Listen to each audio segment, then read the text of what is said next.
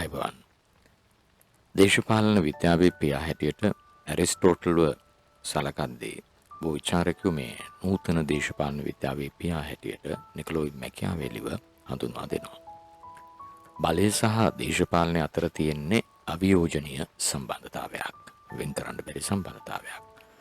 දේශපාලනයේ තියෙන කොතනද එතන බලයත්, බලයේ තියෙන කොතනද එතන දේශපාලනයත්. right.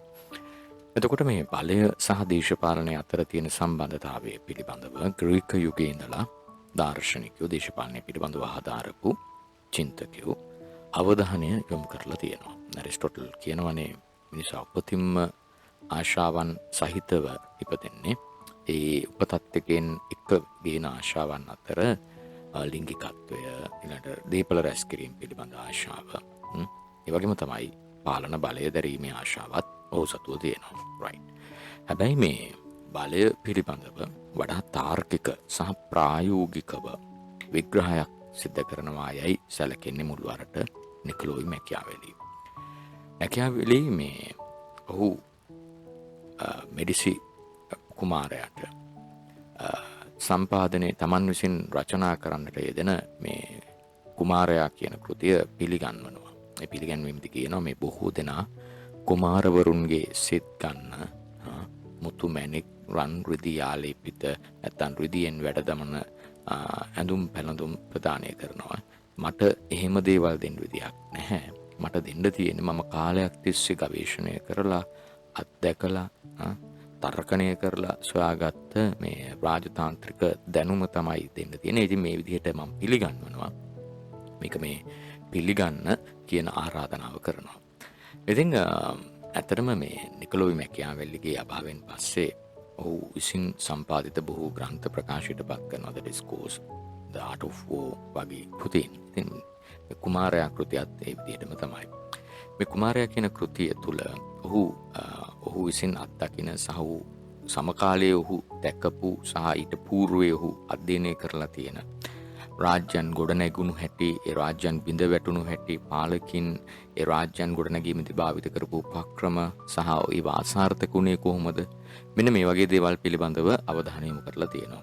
එතනදී කියනවා මේ එක අවස්ථාවක එක තැනක කියනවා පරවේනිගත ප්‍රින්සිපලිටියක්. ඒ කියන්නේ පරම්පරාවෙන් කුමාරවරු පාලකයෝ පත් වෙලා අර වංශාධිපතීන් විසින් පාලනය කරන පාලනයක තියෙනවනේ. වගේ ඉන්නේ යටත් වැසියන්.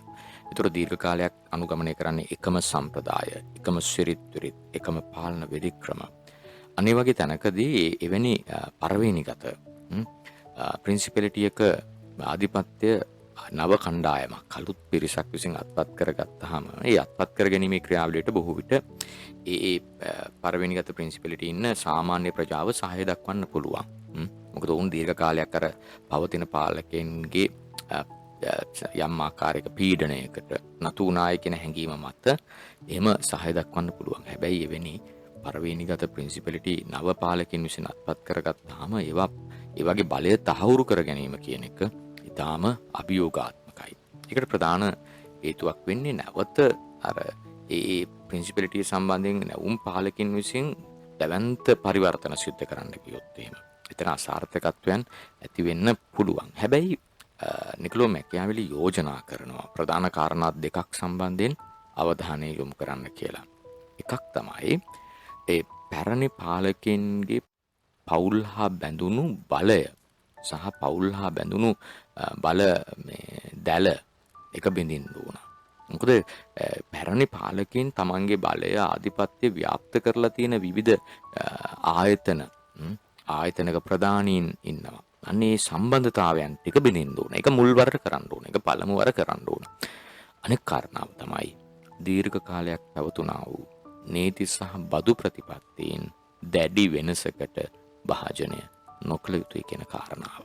මොකද දීර්ඝ කාලයක් ඒ ප්‍රින්සිපලිටිය තුළ ජීවත් වෙච්ච ප්‍රජාව ඒ නීති සහ බදු වලට හුරු පුරුදු වෙලා තියෙන. ඒතර දැවැන්ත පරිවර්තනයක් ඒ අංශවල සිද්ධ කරන්න ගියොත් ජනතාවගේ පක්ෂපාතීත්වය අහිමි වෙන්න ඉඩකඩ තියෙනවා. ඉතින් මේ වසර ගණනාවකට එහා පැත්තේ 1532 වෙන්නට ඕන මගේ මතකයේ හැටියට මේ කෘතිය එළි දකින්නේ. එතකොට වසර ගණනාවකට පස්සේ මේ නිකොලොයි මැකියාවෙලිගේ ප්‍රායෝගික තාර්කික දේශපාලනික කාරණා අඩු වැඩි වශයෙන් අදටත් අදාළ කරගත්තට වරදක් නෑ වගේ එකක් තේරෙනවා.